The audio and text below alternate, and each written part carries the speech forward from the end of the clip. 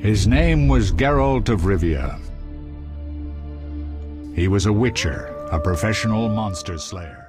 Hey guys, Raiden here, and welcome to the first ever Witcher Enhanced Edition lore video. Now, what is this exactly? This is where I take a break in between my Let's Play The Witcher Enhanced Edition, and I go over the lore that I found, and I read the entries, and it's something I've really wanted to do. It's been really inspired by a lot of people and a lot of things. So I love doing this, and I hope you'll love it too. If I get some positive feedback from this, I will continue to do it. Secondly, the reason I'm showing this footage right now is I realize if you go to the upper left corner of the swamp, there's an area called the Wyvern Islands, and what that is an, island full of wyverns, and I found a really cool sword there, so I thought I'd stick that in between my playthrough, because I was not recording my voice when I found it, and it took me about 17 tries before I could actually even pick up the sword. So, without further ado, listen to me read. Hey guys, Raiden here, and welcome to a mini-sode, as I'm going to call it, of the Witcher Enhanced Edition. Now, you might have just saw that I got my sword and I did a little voiceover over it. Right now it's not a voiceover, it's just me talking while playing the game. But I got a pretty cool sword, if I might not have said the name of it. It's called Harvel. It's pretty sick.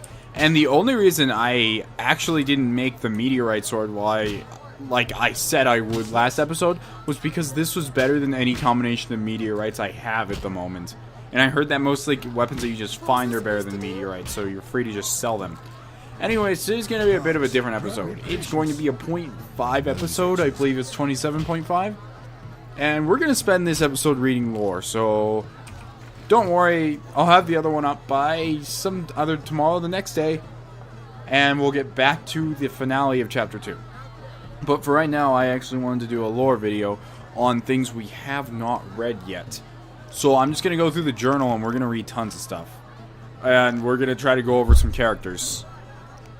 Not even just characters, but... Okay, Abigail. You remember her, she's the witch that we saved.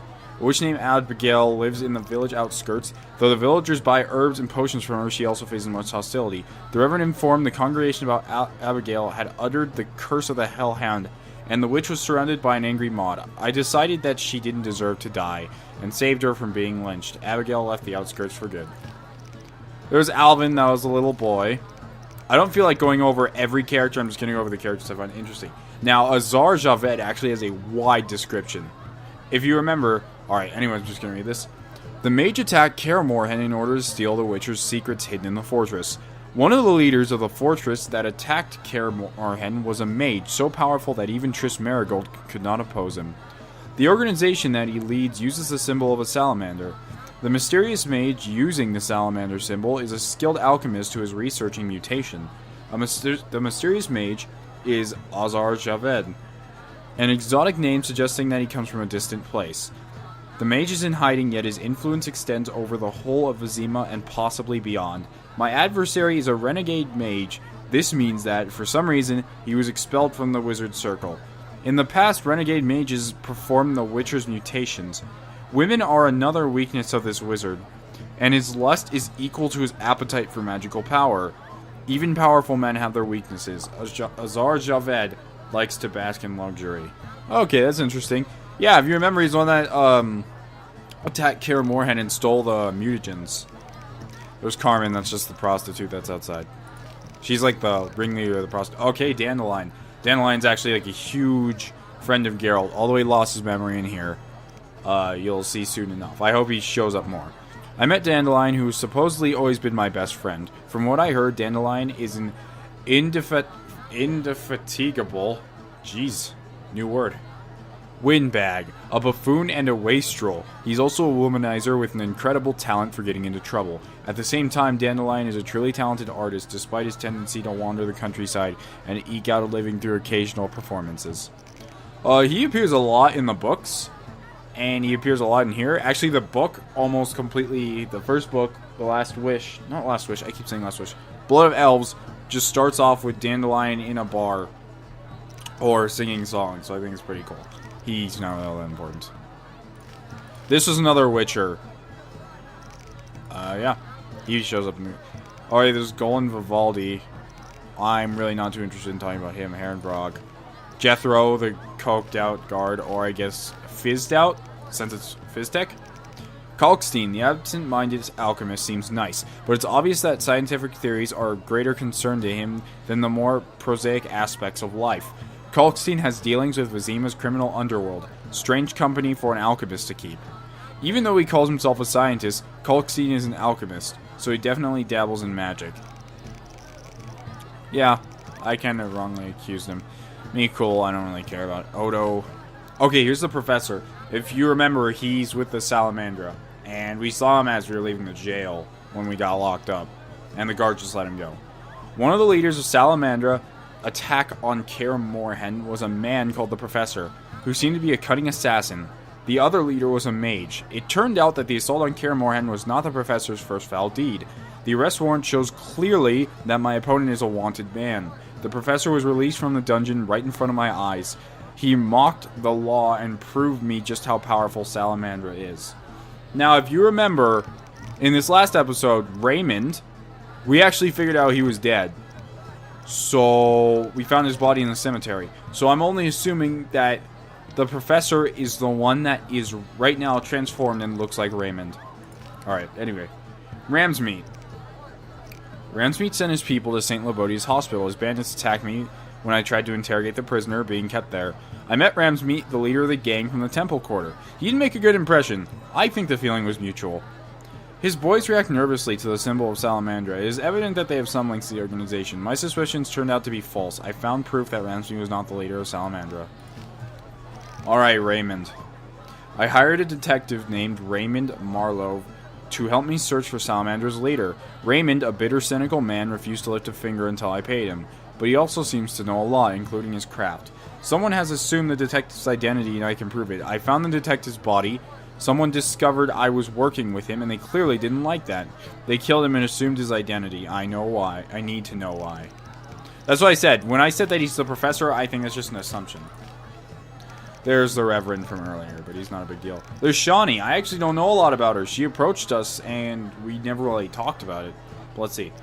Soon after I arrived in the outskirts, I met Shawnee, an acquaintance from long ago, in quite dramatic circumstances. Shawnee is completely devoted to medicine, her passion, and had plenty to do in the outskirts, so there was no time for small talk. I got the impression that this sensible, intelligent girl likes me a lot. I dragged Shawnee into the business with Salamandra, and although the girl was in danger, it all ended well. Shawnee finished what she had to do in the outskirts and returned to Vizima, to her house in the Temple Quarter. Shawnee works at St. Labodia's hospital during the day and spends evenings at her lodgings in the Temple Quarter. She hates it when people disturb her at work, so it's best to visit her later in the day. During the parties, Shawnee recounted her experiences during the Battle of Brenna, where she tended to the wounded, and I have a feeling Shawnee has come to like me a lot. Well, yeah, we kinda... yeah, things happened. But, yeah, the thing about Shawnee is I've been reading the books so far, and when I say books, I mean I'm almost done with the first book. But her name has not even shown up in them, so I'm not sure if she is a video game-specific character that they made, and like, okay, this is cool. Because I looked this up and I realized the video game stuff isn't canon. The Witcher is a bunch of short stories, but some of them have to make sense, and some of them don't. Like Geralt losing his memory essentially could not possibly tie into the books. It might happen in the books for all I know. But yeah, I haven't seen her in the book so far. There's Siegfried, he helped us in the sewers. Thaler, which is the fence. Vesna, which is the tavern girl. Vincent Mize, who is the guard. And this elf dude. Alright, well that's enough of that. Let's look at the locations. Detective's house, dungeon, Harry Berrien. Yeah, that's what I'm saying. Let's look at Kaer Morhen, because that's where we started out. It was in Kaer Morhen. Okay, I'm just going to read this. Kaer Morhen is an inaccessible mountain stronghold which has been in the headquarters of the Witchers Guild for centuries. The name comes from the old language of the elves. The original Ser Morahin translates into Old Sea Fortress. The castle's time of greatness has passed. The battlements and moat have deteriorated, and a cold wind blows through the spacious halls. Currently, only a handful of Witchers live here, but once many young boys underwent gruesome training in the infamous Gauntlet near Kaer Morhen. So, in the books, Triss actually goes to Kaer Morhen, like, first thing. And she has so much trouble getting over here because it's virtually inaccessible because of the mountains. Like, there's no specific trail to get here.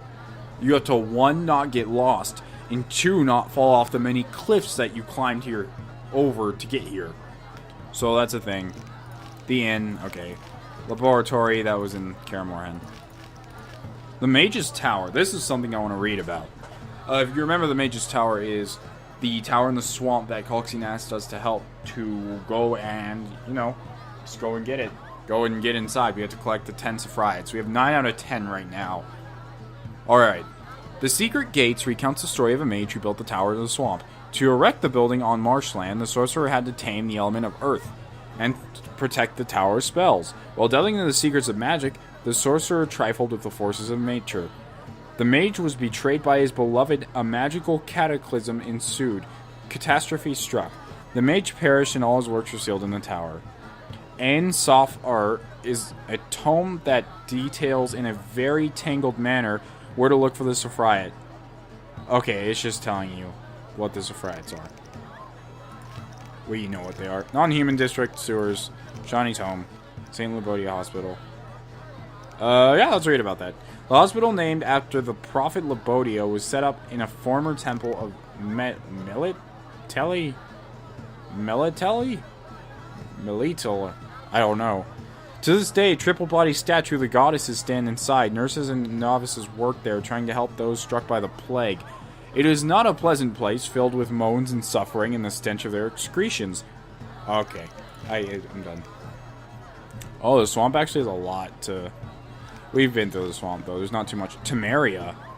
Temeria's population is not exclusively human. It also includes dwarves, elves, gnomes, and dryads. After the devastating war with Nilfgaard, many areas are haunted by monsters, which have hitherto not constituted a serious threat. While the realm's roads are made unsafe by outlaws and common bandits, as a result, the witcher profession is once again in demand. Though people continue to treat witchers with caution and disdain, often calling them mutants and freaks. The Kingdom of Temeria has silver lilies on a black background as its emblem. This powerful country has gained ever more influence in the recent years under the wise rule of King Foltest.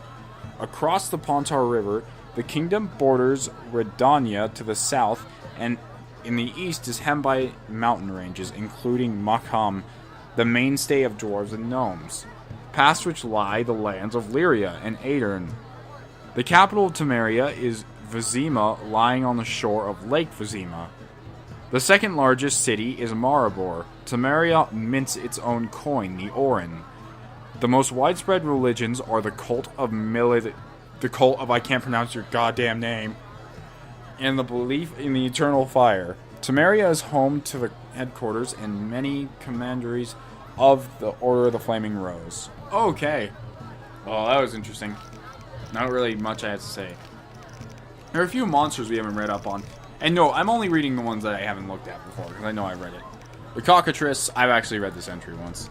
A dog. I don't really think we need to know that dog. Basilisk. I actually read this book just recently while I was grinding. Simple people call the Basilisk the king of the Zeracanian deserts, and often mistake it for a cockatrice. They claim that the beast is filled with such hatred towards all living things that even its breath is venomous and its glance turns the unwary to stone. In fairy tales, the only certain way to kill a basilisk is by holding a mirror in front of its eyes to divert its deadly gaze. Witchers reply that that is far better to smash the mirror on the creature's head. Huh. Alright. Royal Wyvern. Royal Wyverns are larger and more aggressive than their common cousins. They live in the wilderness, often in the mountains, as they like to build their nests and precipices. They attack any creature entering their territory. Okay. I've actually been very curious about the Wild Hunt. This is something I wanted to read because of the fact that the Witcher 3 Wild Hunt is coming out, and I don't know what the Wild Hunt is. They talk about it a few times in the books, but aside from that, I don't know what's going on. The Wild Hunt appears in the sky as a harbinger of war and other misfortunes. Some believe it to be simply a magical phenomenon and not a horde of specters. Elven sources refer to it as the Red Riders. The Wild Hunt is a horde of specters that roams the sky during storms and is an omen of disaster. The appearance of Wild Hunt foreshadows war and woe, much as a comet does.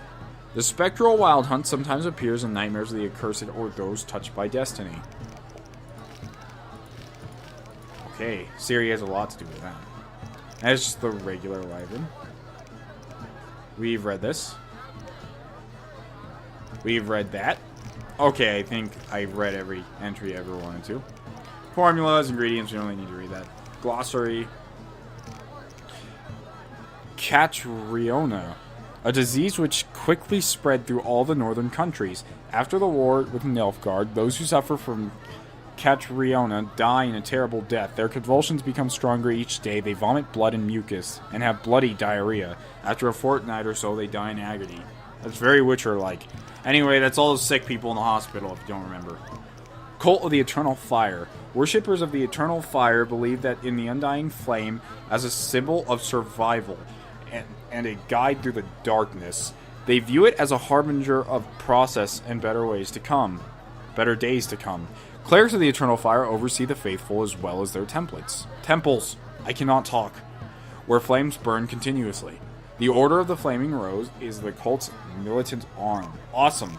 So they're apparently the most prominent cult next to, I can't pronounce her name, Melitili. That's just it, Melitili. They are prominent right next to them in Temeria especially. So chances are. Okay, this cult I have yet to learn about. If you remember, I went into a sewer searching for a Saphria, and I killed off this entire cult. And I'm like, wait, the Saphria, it's not even here. I had it the whole time. Anyway, let's read this. Karam Ogtur, called the Lionhead Spider, is a cruel deity who expects bloody sacrifices from his worshippers. The cult of the Lionhead Spider is banned, and there are but few places in the world where its adherents can openly declare their faith.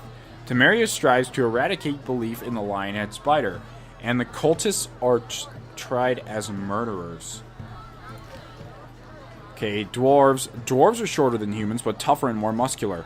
Male dwarves wear long beards. They usually gruff, but can be merry and are renowned for their stubbornness. Considered excellent craftsmen and warriors, many have earned grudging acceptance in human society. Still, it's not uncommon for young dwarves to join the Scoia'tael rebels to fight for more rights for non-humans and to end prostitution. All dwarves fight to end prostitution. Dwarves are one of the elder races. They were once dominant race along with the elves, but now their sole enclave is Makam, we read that earlier.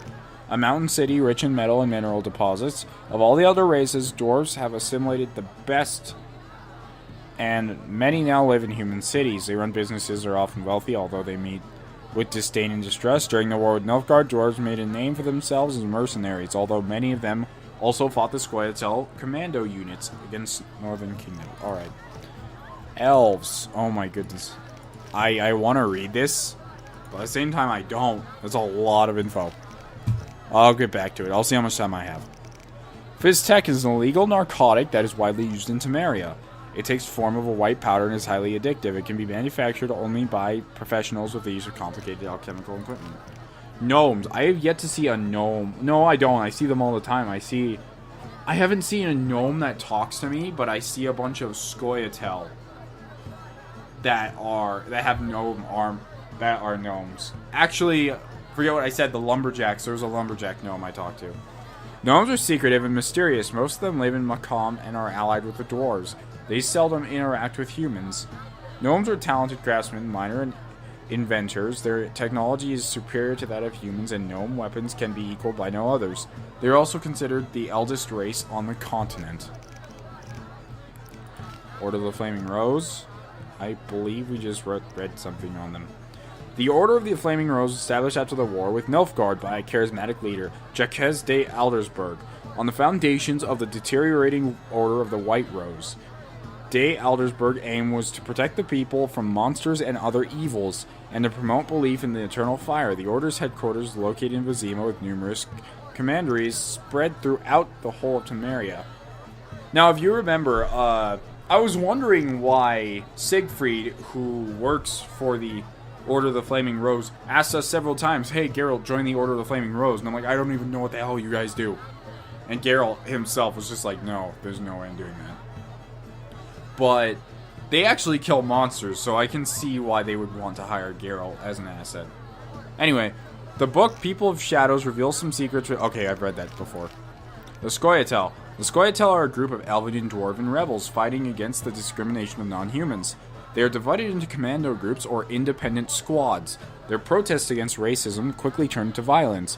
Scoia'tael rob merchant caravans, plunder, and burn villages and kill. Instead of finding a peaceful solution, humans send troops to find them. Scoia'tael means squirrel in Elven, and the name probably comes from the rebels' habit of attaching squirrel tails to their clothing.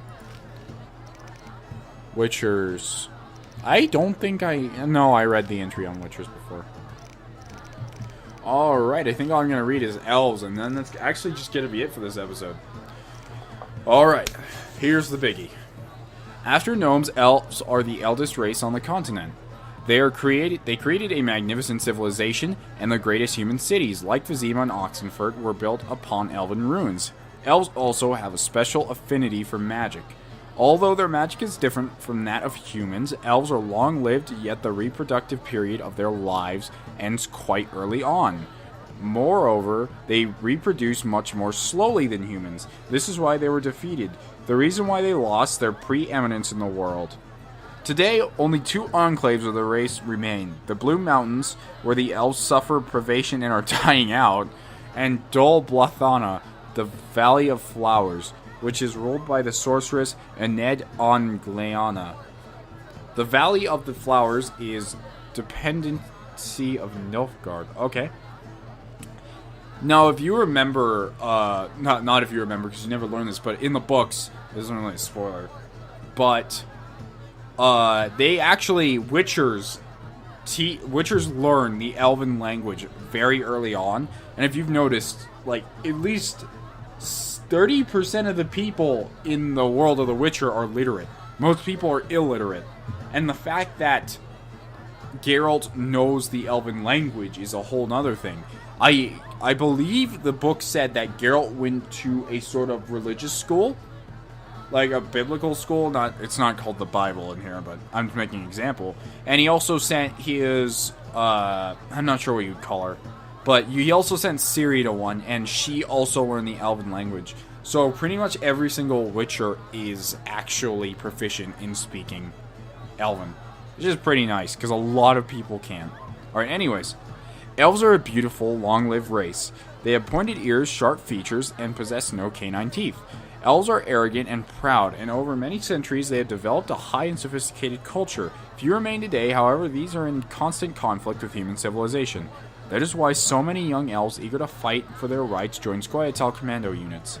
Elves don't discuss their faith in the presence of humans because they think that the barbarians would be unable to grasp its philosophical and mystical subtleties.